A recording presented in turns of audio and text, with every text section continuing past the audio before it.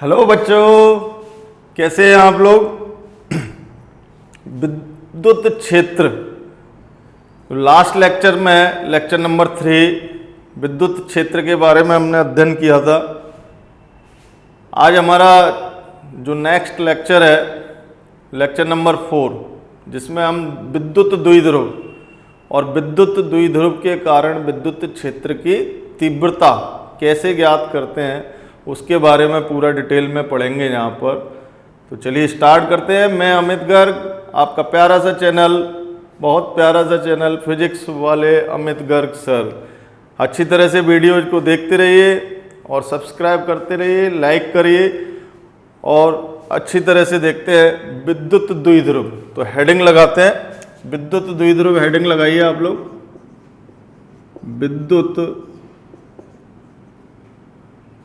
द्विध्रुव, विद्युत द्विध्रुव। देखिए विद्युत द्विध्रुव बनता कैसे। तो विद्युत द्विध्रुव के लिए यदि हमारे पास में दो अति सूक्ष्म आवेश विपरीत प्रकृति के यानी कि विजातीय, एक -q और दूसरा +q, ये बहुत अति अल्प दूरी पर रखे हों। अति अल्प दूरी हमने इनकी मान ली 2a, बहुत अति अल्प दूरी पर रखे हों तो ये एक निकाय का निर्माण करते हैं जिसे हम क्या कहेंगे, विद्युत द्विध्रुव कहेंगे। अब कैसे बनती है ये निकाय, कितनी दूरी होती है दोनों आवेशों के मध्य, ये सारे डिस्कशन हम अगले चैप्टर में आपको जब विद्युत द्विध्रुव का पूरा मतलब बताएंगे उसमें पढ़ेंगे, जब धारिता वाला पार्ट आ जाएगा ना उसके अंदर। अभी फिलहाल हमें ये पता होना चाहिए कि विद्युत द्विध्रुव क्या होता है। तो दो विपरीत प्रकृति के आवेशों से बनी निकाय जिसमें दोनों आवेश अति अल्प दूरी पर रखे हों उसको हम क्या कहेंगे, विद्युत द्विध्रुव। तो अति सूक्ष्म विपरीत प्रकृति के आवेशों से बनी निकाय जिसमें दोनों आवेश अति अल्प दूरी पर रखे हों उसको हम क्या कहेंगे, विद्युत द्विध्रुव। तो ये इस तरह का स्ट्रक्चर आ जाता है विद्युत द्विध्रुव का। एक -q आवेश और दूसरा +q आवेश से बनी निकाय हो गई। अब ये दोनों आवेश दोनों मिलाकर के एक बन गए। अब ये देखिए दोनों आवेशों के बीच की दूरी अति अल्प होती है, बहुत ज़्यादा कम, एंगस्ट्रॉम के ऑर्डर में आती है। ये अति अल्प दूरी को मैंने यहाँ 2a मान रखा है। अब आपके दिमाग में होगा कि सर 2a क्यों माना है, क्योंकि सारी की सारी जितनी भी दूरियां हैं हम इसके केंद्र से नापते हैं। तो केंद्र का मतलब बिल्कुल बीचों बीच पॉइंट। तो ये दूरी यहाँ से यहाँ तक कि a आ जाएगी और ये a, जिससे कि हमें गणितीय कैलकुलेशन करने में कोई भी दिक्कत नहीं रहेगी। दोनों आवेशों को मिलाने वाली रेखा को द्विध्रुव की अक्ष बोलते हैं। क्या बोलेंगे आप, अक्ष। द्विध्रुव की अक्ष क्या होगी, दोनों आवेशों के केंद्रों को मिलाने वाली रेखा द्विध्रुव की अक्ष। अब मध्य बिंदु से होकर जाने वाली तथा अक्ष के लंबवत रेखा को हम यहाँ पर क्या बोलेंगे, निरक्ष। मध्य बिंदु से होकर जाने वाली तथा दोनों के लंबवत रेखा को हम क्या बोलेंगे, निरक्ष। अब आ जाइए द्विध्रुव आघूर्ण क्या होता है। विद्युत द्विध्रुव आघूर्ण हेडिंग लगाइए, विद्युत द्विध्रुव द्विध्रुव द्विध्रुव आघूर्ण। विद्युत द्विध्रुव आघूर्ण क्या होगा, द्विध्रुव आघूर्ण एक आवेश का परमाणु, एक आवेश का परमाणु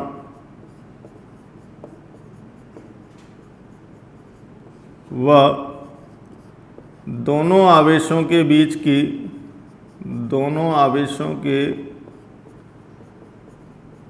बीच की दूरी का गुणनफल,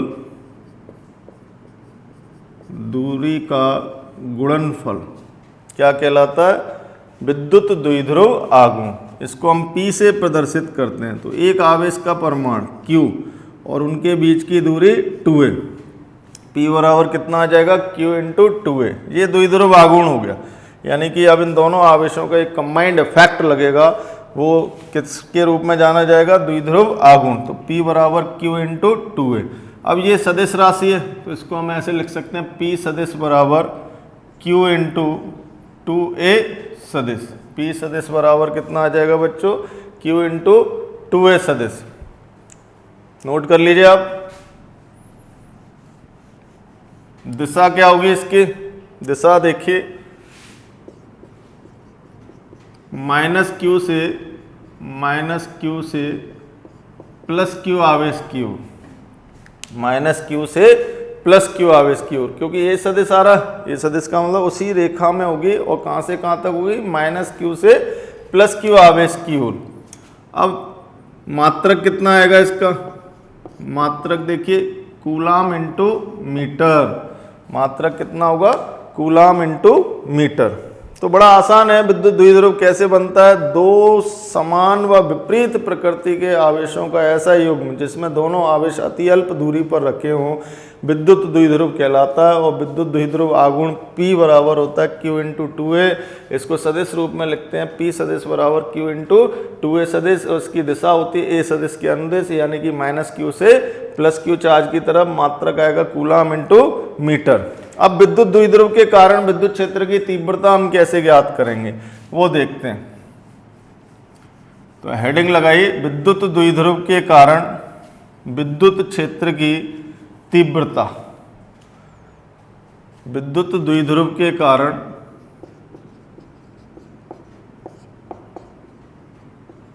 विद्युत द्विध्रुव के कारण विद्युत क्षेत्र की तीव्रता, विद्युत द्विध्रुव के कारण विद्युत क्षेत्र की तीव्रता। तो ये देखो कि हमने कल जो लास्ट हमारा लेक्चर था, आपको ये सारे लेक्चर देखने पड़ेंगे 1 बाई 1, फर्स्ट देखिए, सेकंड देखिए, थर्ड देखिए, उसके बाद में ये 4 आएगा, तब आपके बहुत क्लियरली समझ में आएगा। तो वीडियो को अच्छी तरह से आप लोग देखिए, ठीक है जी। अब विद्युत द्विध्रुव के कारण विद्युत क्षेत्र की तीव्रता हम ज्ञात करना चाहते हैं। तो विद्युत द्विध्रुव कितने आवेशों से मिलकर बना है बच्चों, 2 आवेशों से, -q और +q। अध्यारोपण सिद्धांत का नियम क्या कहता है, जब किसी निकाय में एक से अधिक आवेश हों तो उस पर लगने वाली विद्युत क्षेत्र की तीव्रता, किसी आवेश पर या किसी बिंदु पर लगने वाली विद्युत क्षेत्र की तीव्रता उन सभी आवेशों के कारण लगने वाली विद्युत क्षेत्र की तीव्रताओं के सदिश योगफल के बराबर होता है। तो विद्युत द्विध्रुव के कारण विद्युत क्षेत्र की तीव्रता क्या होगी, दोनों आवेशों के सदिश योगफल के बराबर, EA सदिश प्लस EB सदिश, पहले आवेश के कारण विद्युत क्षेत्र की तीव्रता प्लस दूसरे आवेश के कारण विद्युत क्षेत्र की तीव्रता, दोनों का क्या करना है, सदिश योगफल ज्ञात करना। अब बस यही चीज ध्यान रखनी है, जहां पर हमें सदिश योगफल आएगा तो सदिश योगफल आपको निकालना पड़ेगा, बाकी और कुछ भी नहीं है, बहुत आसान है। तो अब हम पहला टॉपिक लगाते हैं, विद्युत द्विध्रुव की अक्ष पर, हेडिंग लगाइए, अक्ष पर विद्युत क्षेत्र की तीव्रता ज्ञात करना, विद्युत क्षेत्र की तीव्रता ज्ञात करना। अक्ष पर स्थित किसी बिंदु पर विद्युत क्षेत्र की तीव्रता हम कैसे ज्ञात करें, तो आप क्या करेंगे, मान लेते हैं, माना कि हमारे पास में एक विद्युत द्विध्रुव AB है, कैपिटल AB एक विद्युत द्विध्रुव मान लीजिए, जो कि -q व +q आवेश से मिलकर के बना हुआ है। दोनों आवेशों के बीच की दूरी कितनी है, 2a मान ली हमने। इसके केंद्र से, केंद्र O से स्मॉल r दूरी पर इसकी अक्ष पर एक बिंदु P है, इसकी अक्ष पर एक बिंदु P है, O से लेकर के P तक की दूरी कितनी है, R। इस बिंदु P पर हमें विद्युत क्षेत्र की तीव्रता ज्ञात करनी। तो जैसे जैसे हम बोलते जाते हैं वैसे वैसे आप लोग नोट्स बनाते जाया करो, और खुद के ही नोट्स बनाने चाहिए। ऐसे नहीं है कि आप बने बनाए नोट्स ले लें, तो वो तो बेकार है, उनका कोई मतलब ही नहीं। जब तक आप खुद लिखेंगे नहीं, खुद पढ़ेंगे नहीं, तब तक वो चीज़ आपको क्लियर नहीं होगी 100%। तो 100% क्लियर करने के लिए जैसे जैसे मैं बोलता जा रहा हूँ उस चीज़ को आप लिखते जाइए, यहाँ कोई एक्स्ट्रा बातें नहीं बोलते हम। तो हमने एक डाइपोल ले लिया, डाइपोल किससे बना हुआ है, -q एंड +q चार्ज से, ठीक है जी। अब इसके बाद में बिंदु P पर हमें विद्युत क्षेत्र की तीव्रता ज्ञात करनी है। तो क्या करेंगे, मान लेते हैं, तो माइनस क्यू के कारण विद्युत क्षेत्र लगेगा बिंदु पी पर। माइनस क्यू के कारण बिंदु पी पर अपना पेन रखेंगे और विद्युत क्षेत्र की तीव्रता की दिशा कहाँ होगी, माइनस क्यू आवेश की ओर। इसको हम लिख देंगे ई ए सदिश। इसी तरह से प्लस क्यू आवेश के कारण विद्युत क्षेत्र लगेगा प्लस क्यू आवेश से दूर की तरफ। तो ये हमने मान लिया कितना है, ई बी सदिश। तो दोनों विद्युत क्षेत्र लगा दिए हमने, माइनस क्यू आवेश के कारण इससे दूर की पास की तरफ और प्लस क्यू आवेश के कारण इससे दूर की तरफ। अब माइनस क्यू आवेश से बिंदु पी तक की दूरी कितनी आएगी, ये केंद्र से वहां तक की आर है, तो ये कितनी है, ए। तो हम क्या लिख देंगे, आर प्लस ए। अब इसी तरह से बिंदु बी से और पी तक की दूरी कितनी होगी, आर माइनस ए। आर में से ए कम हो जाएगा क्योंकि केंद्र से आर तक की है। तो अब ये दो विद्युत क्षेत्र की तीव्रताएं आ गई आपकी। यहाँ पर आप क्लियर देख सकते हैं कि इनका सदिश योगफल ज्ञात करना है। तो सदिश योगफल ज्ञात करने के लिए हमने आपको बताया था कि यदि दो सदिश समान दिशा में हो तो उनका जो परिणामी आएगा वो दोनों के परमाणुओं के योग के बराबर आता है और उसकी दिशा उन्हीं दोनों सदिशों के अनुदिश होती है। लेकिन जब दोनों सदिश विपरीत दिशा में हो तो उनका परिणामी उन दोनों सदिशों के परमाणुओं के अंतर के बराबर होता है। दोनों सदिशों के परमाणुओं के किसके बराबर होगा, अंतर के बराबर होगा। और उसकी जो दिशा होगी, जिस सदिश का परिमाण बड़ा होगा उसी के अनुदिश होगी। तो अब यहाँ पर यही स्थिति आ रही है, यानी कि दो सदिश कैसे हैं, परस्पर विपरीत है। तो इनका परिणामी ज्ञात करने के लिए इन दोनों के परिमाण हमें पता करने पड़ेंगे। परिमाण वैसे ही पता कर सकते हैं कि कौन सा बिंदु पास में विद्युत क्षेत्र के, तो क्यू आवेश पास में, तो इसके कारण विद्युत क्षेत्र ज्यादा होगा। बिंदु पी के नजदीक कौन सा आवेश है, प्लस क्यू। या फिर हम मैथमेटिक्स से निकालेंगे, ये देखिए माइनस क्यू व प्लस क्यू आवेश के कारण विद्युत क्षेत्र, माइनस क्यू व प्लस क्यू आवेश के कारण विद्युत क्षेत्र ई ए बराबर के क्यू बटे दूरी कितनी है, आर प्लस ए का होल स्क्वायर। इसी तरह से ई बी बराबर के क्यू, बी से पी तक की दूरी कितनी है, आर माइनस ए का होल स्क्वायर। तो इन दोनों समीकरणों को देख के आपको क्लियर पता चल रहा है कि किसका मान ज़्यादा आएगा, ई बी का मान ज़्यादा आएगा। क्यों, क्योंकि इसमें जो भाग लग रहा है वो आर माइनस ए का लग रहा है और इसमें जो भाग लग रहा है वो आर प्लस ए का लग रहा है। तो मान कम किसका आएगा, इसका आएगा और इसका मान ज़्यादा आएगा। तो यहाँ पर हम लिख सकते हैं ई बी का जो परिमाण है वो ई ए से ज़्यादा है। अतः अब हमें क्लियर पता चल गया कि दोनों विद्युत क्षेत्र की जो तीव्रताएं होंगी वो सीधा सा क्या आ रहा है, इनके अंतर के बराबर इनका परिणामी आएगा। तो परिणामी विद्युत क्षेत्र की तीव्रता ई पी बराबर हम लिख सकते हैं ई बी माइनस ई ए, और दिशा कहाँ होगी, बी पी के अनुदिश। दिशा कहाँ आएगी बेटा, बी पी के अनुदिश, वो बाद में लगा लेंगे। तो अब अपन इसमें मान रखते हैं, तो ई पी बराबर, मान रखिए जरा, मान रखेंगे तो ई बी का मान कितना है, के क्यू बटे आर माइनस ए का स्क्वायर माइनस के क्यू बटे R plus A whole square. इनको हल कर लीजिए, पहले लघुत्तम लीजिए अपना आर माइनस ए का स्क्वायर और आर प्लस ए का होल स्क्वायर। इसको सॉल्व करेंगे तो के क्यू कॉमन ले लेना, अंदर क्या बचेगा, आर प्लस ए का वर्ग माइनस आर माइनस ए का वर्ग। सॉल्व करिए बच्चों, तो ई पी बराबर ये आ गया। अब ई पी का मान आप लोग सॉल्व करिए, जरा करते रहिए, करके बताइए मुझे।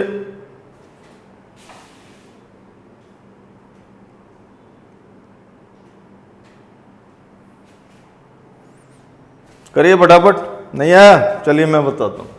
अब हम क्या करेंगे, इसको मिटाल दें, ये तो सबका नोट हो गया होगा।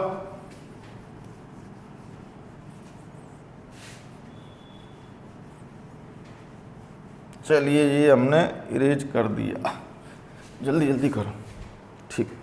अब देखिए ई पी बराबर के क्यू, सॉल्व करिए इसको, होल स्क्वायर खोलिए, R square plus A square plus 2a R minus R square minus A square plus 2a R. हमने दोनों का मल्टीप्लाई कर दिया और डिवाइड में क्या आ जाएगा, R minus A, R plus A का मतलब क्या होता है, A square minus B square, और उस पूरे का क्या लगाना आपको, होल स्क्वायर।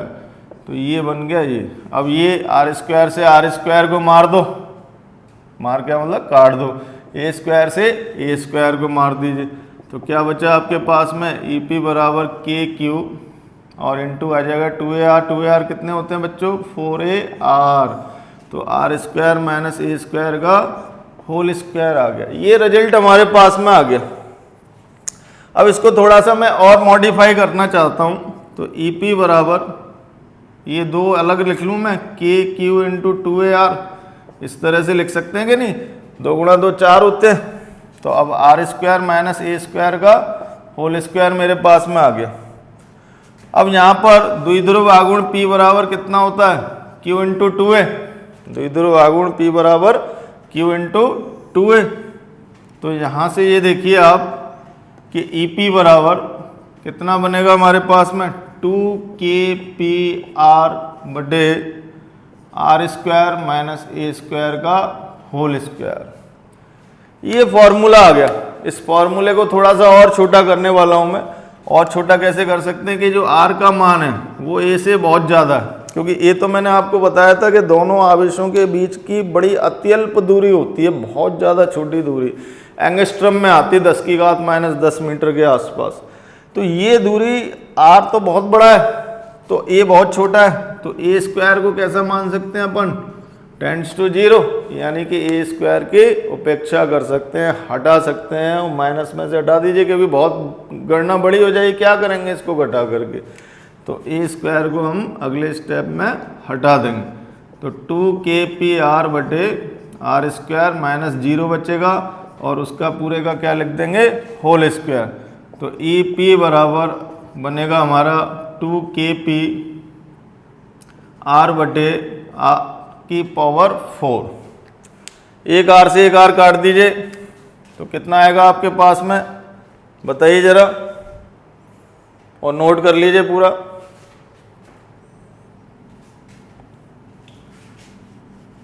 मैं इसको इरेज कर रहा हूं।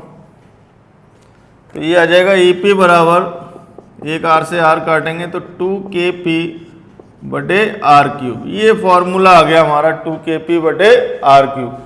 अब इसकी दिशा कहाँ आ रही थी, बी से पी की ओर, यानी कि दाईं तरफ। ई बी की दिशा कहाँ होगी, यहाँ पर बी होगा वहीं होगी। तो 2kP बटे आर क्यूब बीपी के अनुदिश, कहाँ पर दिशा आ रही थी, बीपी के अनुदिश। अब ये देखिए कि इसको सदिश रूप में कैसे लिखेंगे। ईपी सदिश बराबर 2kP सदिश बटे आर क्यूब, यानी कि इसकी दिशा जो होगी वो द्विध्रुव आघूर्ण के अनुदिश ही होगी, यानी -q चार्ज से +q आवेश की तरफ -q आवेश से +q आवेश की तरफ इसकी दिशा दी जाएगी, यानी कि द्विध्रुव आघूर्ण की दिशा के अनुदिश। अब ये देखो कि ये जो ईपी आ रही है हमारी, वो किन किन बातों पर निर्भर कर रही है। तो ईपी द्विध्रुव आघूर्ण पर निर्भर करती है और दूरी पर निर्भर करती है। तो इसमें जो ईपी का ग्राफ बनेगा वो 1/r क्यूब के समानुपाती होगा, 1/r क्यूब के समानुपाती होगा, या हम ऐसे कहें कि r क्यूब के व्युत्क्रमानुपाती होगा। तो जो ग्राफ हम बनाना चाहें ई और उसमें, वो ग्राफ कैसा आएगा, अति परवलयिक ग्राफ होगा। ई और आर में यदि आप ग्राफ बनाना चाहोगे तो इस तरह का ग्राफ मिलेगा आपको। तो ये नोट कर लीजिए आप, पूरा अच्छी तरह से नोट करिए फटाफट, फिर इसको इरेज करेंगे।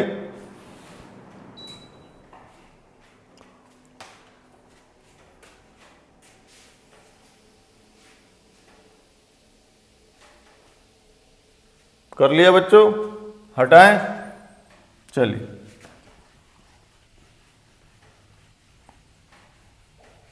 थोड़ा जल्दी से डाल देते, ये गया, ये गया।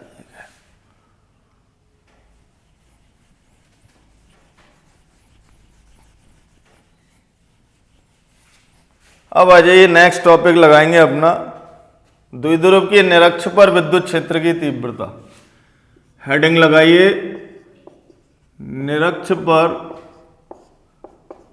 विद्युत क्षेत्र की तीव्रता। निरक्ष पर विद्युत क्षेत्र की तीव्रता हम कैसे ज्ञात करें। चलिए सीखते हैं जरा। हमने वही सिस्टम किया कि माना कि एक द्विध्रुव कैपिटल ए बी है, ये एक विद्युत द्विध्रुव मान लिया कैपिटल ए बी, ये माइनस क्यू और प्लस क्यू चार्ज से बना हुआ है। दोनों आवेशों के बीच की दूरी कितनी है? 2a। द्विध्रुव का केंद्र बिंदु O है और द्विध्रुव का द्विध्रुव आघूर्ण कितना मान लिया? P सदिश है। अब ये द्विध्रुव की निरक्ष रेखा मान ली हमने, ये द्विध्रुव की क्या हो गई? निरक्ष रेखा। तो द्विध्रुव की निरक्ष रेखा पर ये द्विध्रुव की निरक्ष रेखा आ गई आपकी। इस निरक्ष रेखा पर इससे r दूरी पर, केंद्र O से r दूरी पर एक बिंदु P है। इस बिंदु P पर हमें विद्युत क्षेत्र की तीव्रता ज्ञात करनी। ये तो हमारा हो गया इंट्रोडक्शन। एक हमने विद्युत द्विध्रुव ले लिया, विद्युत द्विध्रुव के निरक्ष रेखा पर बिंदु P पर उससे r दूरी पर, केंद्र से r दूरी पर विद्युत क्षेत्र की तीव्रता ज्ञात करनी। तो ये देखिए इस माइनस क्यू आवेश के कारण बिंदु P पर विद्युत क्षेत्र की तीव्रता आएगी और उस माइनस P आवेश के कारण इस बिंदु P पर जो विद्युत क्षेत्र की तीव्रता होगी वो कितनी होगी?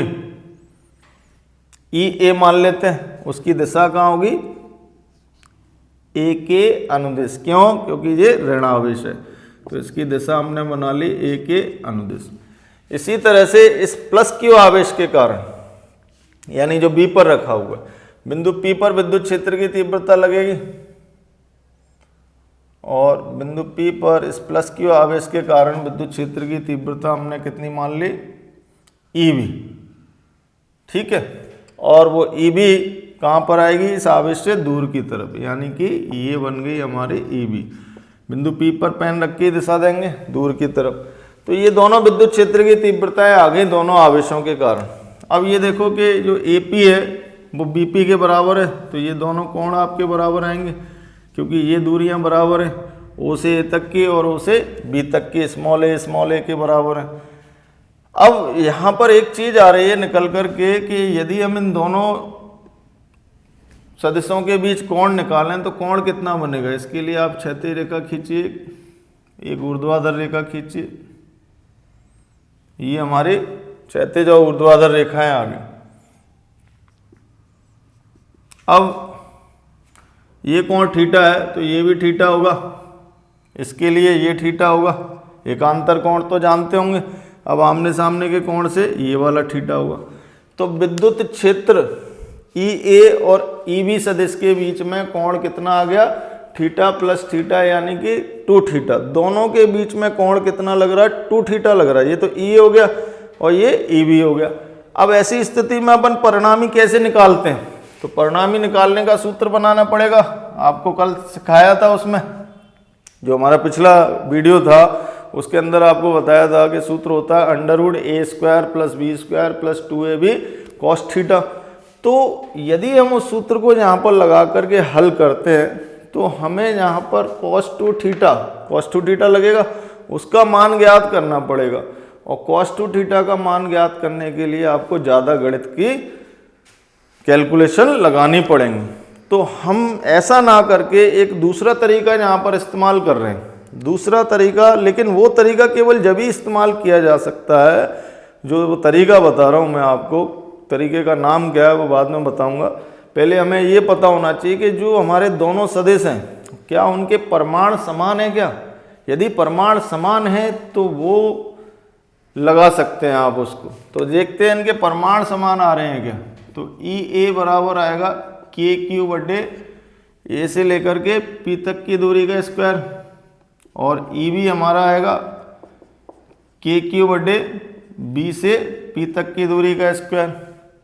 अब AP और BP दोनों समान है। AP बराबर है BP के, और बराबर कितना है? कर्ण के बराबर आएंगे ये दोनों। कर्ण कितना बनेगा? √r² + a²। ये तो जानते होंगे, आधार स्क्वायर प्लस लंब स्क्वायर। तो इससे हम लिख सकते हैं अतः EA बराबर EB बराबर, आप E मान लीजिए, बराबर कितना रह जाएगा? KQ/r² R square plus A square, under root हट गया। ये हमारी समीकरण हमने मान ली कि हाँ भाई अब हमें पता चल गया कि दोनों विद्युत क्षेत्र की तीव्रता के परिमाण कैसे आ रहे हैं, समान आ रहे हैं। तो बिंदु P पर दोनों विद्युत क्षेत्र की तीव्रताएं परिमाण में समान है परंतु दिशा में भिन्न है। तो जब ऐसी स्थिति हो, जब दिशाएं भिन्न हो और परिमाण समान हो, तो हम उनके घटक कर कर के भी परिणामी ज्ञात कर सकते हैं, यानी घटक करने पर परिणामी ज्ञात हो जाएगा। तो जरा इनके घटक कर लेते हैं, बड़ा आसान सा हो जाएगा, हमें उस सूत्र को लगाने की जरूरत नहीं पड़ेगी। ई ए का एक्स अक्ष के अनुदिश घटक, यानी ई ए को इधर लेके आना है, तो ले आइए। अब थीटा कम होगा तो घटक कितना बनेगा, ई ए कॉस थीटा। अब ई ए का ऊर्ध्वाधर घटक के लिए नीचे लाना पड़ेगा, यानी थीटा से दूर जा रहे हैं हम, तो ये घटक कितना मानेंगे अपन, ई ए साइन थीटा। ये घटक कितना आ गया, ई ए साइन थीटा। अब इसी तरह से इसके घटक करेंगे तो ई बी एक्स अक्ष के अंदर घटक कितना आएगा बेटा, ई बी कॉस थीटा, और ऊपर घटक कितना आएगा, ई बी साइन थीटा। ये पी से लेकर के एक्स मान लिया हमने। तो यहां पर क्लियर दिख रहा है, ई ए साइन थीटा एंड तथा ई बी साइन थीटा, ई ए साइन थीटा तथा ई बी साइन थीटा परिमाण में समान और दिशा में विपरीत हैं, अतः ये एक दूसरे के प्रभाव को निरस्त कर देंगे, यानी कि इस दिशा में कोई भी विद्युत क्षेत्र की तीव्रता नहीं रहेगी। तो अब को ये लाइन लिखनी है कि ई ए साइन थीटा व ई बी साइन थीटा परिमाण में समान, परिमाण में समान व दिशा में विपरीत हैं। परिमाण में समान और दिशा में कैसे हैं, विपरीत हैं। तो ये एक दूसरे के प्रभाव को निरस्त कर देंगे और यहाँ इस दिशा में यानी कि द्विध्रुव के लंबवत कोई भी विद्युत क्षेत्र नहीं होगा। ये लाइन लिखने के बाद में फिर लिखेंगे क्षैतिज घटक ई ए कॉस थीटा व ई बी कॉस थीटा।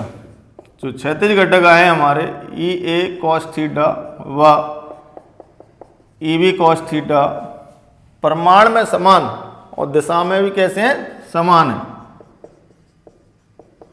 परिमाण में समान व दिशा में समान, दिशा भी दोनों की एक से आ रही है, परिमाण भी एक से आ रहे हैं। तो परिणामी विद्युत क्षेत्र की तीव्रता बिंदु P पर इन दोनों के योग के बराबर होगी। हो गया सिंपल। तो हम दोनों को जोड़ करके लिख देंगे और परिणामी विद्युत क्षेत्र की तीव्रता हमारी आ जाएगी कितनी, ई पी बराबर E A cos theta plus E B cos theta. अब ई ए और ई बी बराबर है तो हम क्या लिख सकते हैं, 2e कॉस थीटा। ठीक है। अब ई पी बराबर हम लिखेंगे 2e का मान हमने ज्ञात कर ही लिया, के क्यू बटे R square plus A square. Cos theta का मान इस त्रिभुज से निकाल देंगे आधार बटे कर्ण से। तो आधार बटे कर्ण कितना आएगा, ए बटे under root R square plus A square. यहाँ पर आप लिख भी सकते हैं कॉस थीटा बराबर कितना होगा, आधार बटे कर्ण। किस में होगा, त्रिभुज ओ ए पी में, त्रिभुज ओ ए पी में। तो यहाँ से ई पी बराबर हमारा आ गया 2kp बटे, अब ये पावर कितनी आ जाएंगी टोटल बताइए, R square plus A square की पावर 1 है और ये R square plus A square की पावर कितनी होती है, 1/2। अंडर रूट का मतलब कितना होता है, पावर 1/2। तो टोटल पावर ऐड हो जाएंगी, 1 प्लस 1/2 कितना होता है, 3/2। तो ए स्क्वायर प्लस आर स्क्वायर की टोटल पावर कितनी आ गई, 3/2। ये हमारा रिजल्ट आ गया। लेकिन इस रिजल्ट को थोड़ा सा और हम मॉडिफाई कर सकते हैं ए स्क्वायर को हटा करके। तो वही सिस्टम जैसे हमने पहले आपको बताया कि आर का मान ए से बहुत ज़्यादा बड़ा है, तो हम क्या करेंगे, ए स्क्वायर को टेंड्स टू 0 रख लेंगे, यानी कि ए स्क्वायर की उपेक्षा कर देंगे। तब हमारा जो ई पी है वो ई पी बराबर कितना आ जाएगा, 2kp नहीं सॉरी p, ये q इंटू 2 है, p के बराबर हो जाएगा। तो kp अपॉन आर क्यूब, कितना आएगा, EP बराबर KP बटे आर क्यूब। यहाँ पर एक लाइन और लिख सकते हैं आप, P बराबर Q इंटू 2A होता है। ये द्विध्रुव आघूर्ण जो हमने लिखा वो कितना होगा, P, Q इंटू 2A की जगह पर P रख दिया तो टोटल मान कितना आ गया, KP बटे आर क्यूब। तो इस तरह से हमारा जहाँ पर द्विध्रुव की निरक्ष पर विद्युत क्षेत्र की तीव्रता कितनी आ जाती है, KP बटे आर क्यूब। इसको जरा आप लोग नोट करें, नोट करिए फटाफट।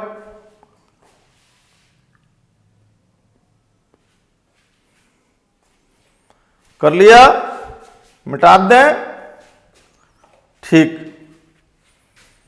चलिए मिटा रहा हूं मैं।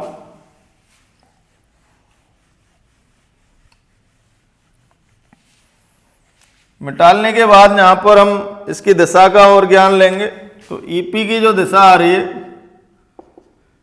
KP बटे आर क्यूब, और ये किसके अनुदिश है, PX के अनुदिश।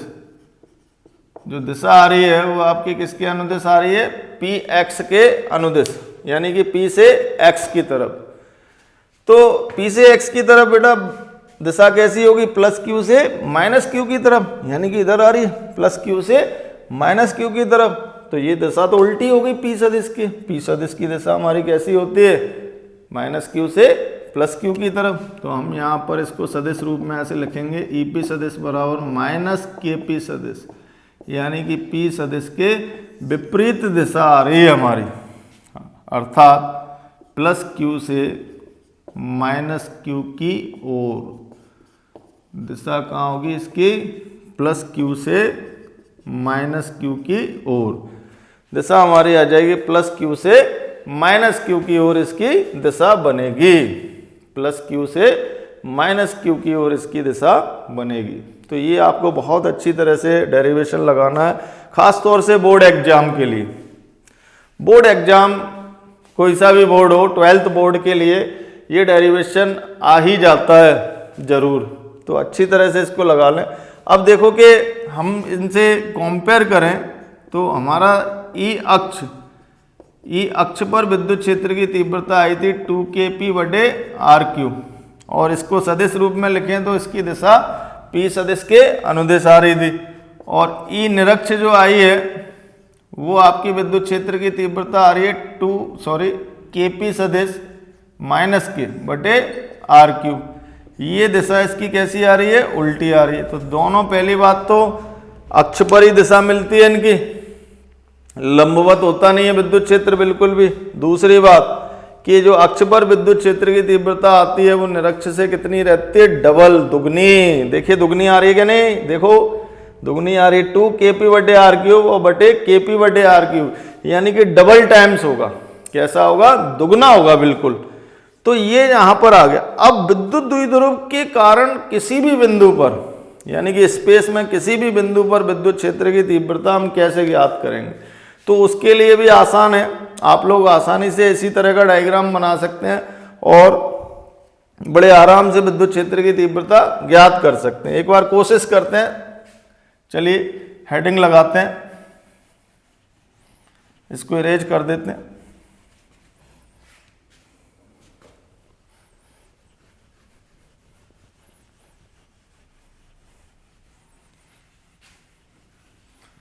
तो हेडिंग लगाई,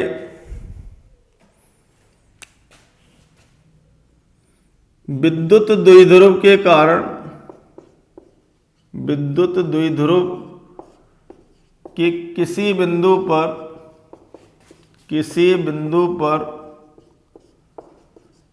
विद्युत क्षेत्र की तीव्रता, विद्युत क्षेत्र की तीव्रता ज्ञात करना। तो ये हमारा अगला हेडिंग। अब ये हेडिंग आपको थोड़ा सा टेक्निकली माइंड से सोच करके निकालना पड़ता है। देखो कैसे निकालेंगे। मान लेते हैं, ये नोट कर लिया हेडिंग सभी ने, ठीक। हेडिंग नोट करने के बाद में अब हम एक विद्युत द्विध्रुव ले लेते हैं। मान लिया कि ये हमारा विद्युत द्विध्रुव, एक हमने विद्युत द्विध्रुव ले लिया कैपिटल AB, जो कि -Q और प्लस क्यू आवेश से बना हुआ। अब इसका केंद्र ये बिंदु O मान लिया, केंद्र कितना हो गया विद्युत द्विध्रुव का O। इस केंद्र से थीटा कोण बनाते हुए, मान लीजिए कि कोई थीटा कोण बनाते हुए इस बिंदु P है जिसकी दूरी R है, ये थीटा कोण बनाते हुए कोई बिंदु P है जिसकी दूरी कितनी है R है, और इस बिंदु P पर हमें विद्युत क्षेत्र की तीव्रता ज्ञात करनी। तो बड़ा अजीब सा पॉइंट हो गया। अब ये ना तो सीधा रहा और ना लंबवत रहा, ये बन गया अब टेढ़ा, यानी कि कहीं पर भी बिंदु स्थित है किसी भी कोण पर, जब 0 डिग्री कोण होता है तो यही अक्ष बन जाता है, जब 90 डिग्री कोण होता है तो यही लाइन क्या बन जाएगी, निरक्ष बन जाएगी। तो अक्ष और निरक्ष पर तो हम ज्ञात कर चुके। अब यदि किसी भी कोण पर हमें ज्ञात करना हो तो हम कैसे ज्ञात करें, तो बड़ा चिंतनीय विषय आ गया, लेकिन आसान है, थोड़ा सा दिमाग से काम करिए। ये देखिए कि हमें इस रेखा पर विद्युत क्षेत्र की तीव्रता ज्ञात करनी है, लेकिन हमारे पास में केवल 2 आवेश हैं। कौन कौन से आवेश हैं, -q और +q। तो -q और +q आवेश के कारण विद्युत क्षेत्र की तीव्रता हम ज्ञात कर लेते हैं। तो कैसे ज्ञात करेंगे, यदि हम इस द्विध्रुव को, ये जो हमारा द्विध्रुव है, यदि हम इसको ऐसे टर्न कर दें तो द्विध्रुव आघूर्ण जो AB का था वो P है, द्विध्रुव आघूर्ण AB का कितना है, P है। अब यदि हमने ऐसे टर्न कर दिया, ये मान लीजिए कि घुमा करके, घुमाओ जरा, ऐसे घुमाया हमने एंटी क्लॉकवाइज, तो घुमा करके ये बिंदु तो इधर आ गया A1 और B1 बिंदु इधर आ गया, A1 की जगह B1, -q आवेश इधर पहुंच जाएगा, +q आवेश इधर पहुंच जाएगा। लेकिन पहले यदि द्विध्रुव आघूर्ण इसका ऐसे रखा था जब P था, तो अब हमने ऐसे रख दिया तो कितना बन जाएगा इसका, P cos थीटा। कितना बन जाएगा, P cos थीटा, क्योंकि अब P cos थीटा काम करेगा ना इसके लिए, है ना भाई, कितना काम करेगा, P cos थीटा। तो अब P cos थीटा के लिए, यानी कि अब ये बन गया हमारा P cos थीटा द्विध्रुव आघूर्ण, और जो द्विध्रुव है वो कितना बन गया, A1 B1। तो A1 B1 द्विध्रुव के लिए बिंदु P कहाँ पर होगा, उसकी अक्ष पर होगा। कहाँ होगा, उसकी अक्ष पर होगा, और उसके कारण जो विद्युत क्षेत्र की तीव्रता आएगी वो उससे दूर की तरफ होगी, ये हम जानते हैं। तो ये हमारा आ गया क्या, E1 सदिश। इसको मान लीजिए क्या मानेंगे आप, E1 सदिश, और ये अक्ष पर होगी तो इसके अक्ष पर विद्युत क्षेत्र की तीव्रता दी जाती है किससे, E1 सदिश बराबर, हमने अच्छी तरह से पढ़ा था अभी, 2kp सदिश बटे r3, ये सूत्र होता है। लेकिन यहाँ P की जगह कितना आएगा, P cos थीटा। तो हम यहाँ पर इसका परिमाण क्या लिख सकते हैं, E1 सदिश बराबर 2kp cos थीटा, नंबर 1। यहाँ तक समझ में आया कि नहीं बच्चों, एक बार फिर देख लो, बड़ा आसान है कि हमारा द्विध्रुव ऐसे रखा था, हमारा पॉइंट ऐसे था, तो हमने क्या किया, अपने द्विध्रुव को घुमा करके इसी लाइन पर रख लिया, इसी लाइन पर रख लिया। तो ये जो थीटा है उसके कारण अब ये नया विद्युत द्विध्रुव बन गया A1 B1, और नया विद्युत द्विध्रुव जो बना है उसका आवेश -q ये रहा और +q ये रहा। तो द्विध्रुव बनने के कारण अब द्विध्रुव आघूर्ण तो बदलेगा, क्योंकि कोण पर आ गया, पहले ऐसे रखा था तो P था, अब इसका द्विध्रुव आघूर्ण कितना हो गया, P cos थीटा, क्योंकि cos थीटा की तरफ जा रहे हैं अपन। तो P cos थीटा द्विध्रुव आघूर्ण के लिए ये बिंदु P इसकी कहां पर आ जाएगा, अक्ष पर, A1 B1। तो अक्ष पर विद्युत क्षेत्र की तीव्रता कहां होती है, इस तरह से, ये आप जानते हो, अक्ष पर कहां पर होती है, उससे दूर की तरफ। तो ये हमने बना लिया, और A1 का मान कितना लिख लिया, 2kp बटे r3। क्लियर। अब हम क्या करें कि ये जो द्विध्रुव हमने ऐसे घुमाया था, अब हम इसको 90 डिग्री पर घुमाते हैं। इससे कैसे घुमा लें, 90 डिग्री पर, यानी 2 घटक कर लिए, cos थीटा घटक आ गया, दूसरा घटक sin थीटा आ जाएगा। अब मैंने क्या किया कि इस विद्युत द्विध्रुव को ऐसे घुमा दिया, किसको घुमाया है, AB को, किसको घुमाया है, AB को। तो ये देखो बेटा कि अब ये नया हमारा क्या बन गया, नया क्या बन गया, बोलिए, द्विध्रुव। और नए द्विध्रुव के लिए ये बिंदु P कैसा होगा, इसकी निरक्ष रेखा पर, ये बिंदु P इसकी निरक्ष रेखा पर, और निरक्ष रेखा पर विद्युत क्षेत्र की तीव्रता क्या होती है, इसके आवेश से दूर की तरफ, यानी कि प्लस क्यू आवेश से माइनस क्यू आवेश। तो ये तो अपना प्लस क्यू आवेश रह गया और ये हमारा माइनस क्यू आवेश रह गया। ये हमारा पॉइंट A2 आ गया, ये हमारा पॉइंट B2 आ गया, और इसका जो द्विध्रुव आघूर्ण है वो कितना आ गया, P sin थीटा।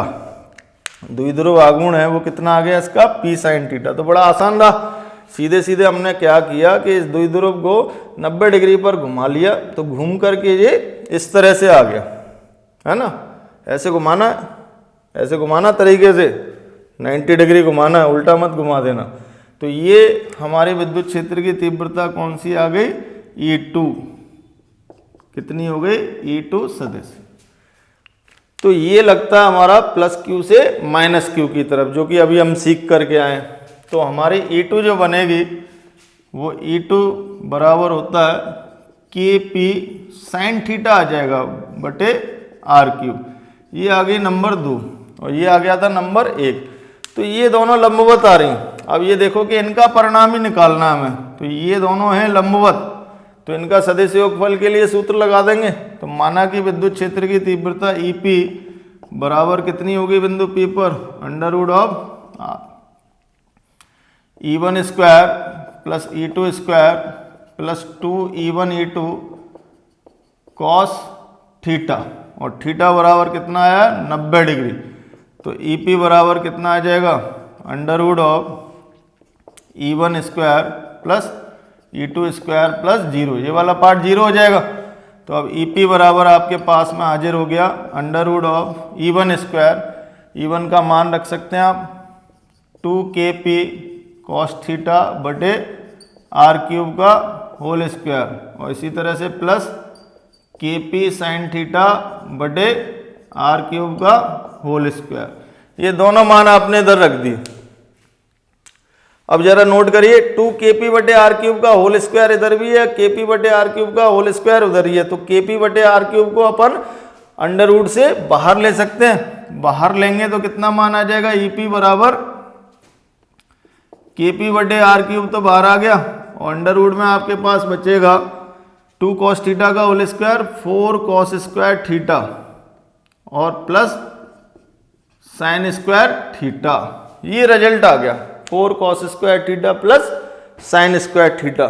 अब देखिए कि हमारा ये रिजल्ट आ गया, कॉस ही कॉस साइन ही साइन में आ रहा है। तो हमने इसको क्या करना है कि या तो साइन में बदल दीजिए या कॉस में, जिससे याद रखने में आपको आसानी होगी। तो EP बराबर हम इसको लिख सकते हैं KP बटे R³ √of 4 cos square theta plus 1 minus cos square theta. Sign square theta की जगह क्या लिख सकते हैं, 1 माइनस कॉस स्क्वायर थीटा। तो EP बराबर आ जाएगा KP बटे R³ √ऑफ, एक कॉस कम हो जाएगा तो 3 कॉस स्क्वायर थीटा प्लस 1। तो ये हमारा रिजल्ट आ गया, यानी कि किसी बिंदु पर द्विध्रुव के कारण उसके किसी भी बिंदु पर विद्युत क्षेत्र की तीव्रता का परिमाण कितना होगा, KP बटे R³ √3 cos square theta plus 1। अब उसकी दिशा कैसे आएगी, तो दिशा निकालने के लिए आप 90 डिग्री पर हैं, तो E2 बटे E1 कर लीजिए, इससे कहीं भी यहाँ निकल जाएगा। ये आ गया आपका EP सदिश। दिशा के लिए सूत्र लगा सकते हैं आप। मान लीजिए कि अल्फा कोण है, तो tan अल्फा आप यहाँ पर लिख सकते हैं B साइन थीटा बटे A plus B cos theta होता है सूत्र। तो आप लगा देंगे E2 साइन 90 बटे E1 plus E2 cos 90। Cos 90 की वैल्यू 0, साइन 90 की 1। तो tan अल्फा बराबर आ जाएगा E2 बटे E1, यानी कि इन दोनों के अनुपातों के बराबर आएगा tan थीटा, यानी कि बीच में से तो नहीं जाएगा, किसी एंगल पर जाएगा। तो ये हमने बना लिया। अब इसका पैरेललोग्राम आप बना सकते हैं चाहे तो, या यहीं तक छोड़ दीजिए, कोई दिक्कत नहीं। तो इस तरह से हम विद्युत क्षेत्र की तीव्रता निकालते हैं। बहुत आसान है, बहुत ही आसान है, बट थोड़ा सा दिमाग से करना है। इस डाइपोल को बस घुमाना है, एक बार उसके अनुदिश घुमा दीजिए, दूसरी बार उसके लंबवत घुमा दीजिए और रिजल्ट आ जाएगा। नोट कर लीजिए बच्चे लोग।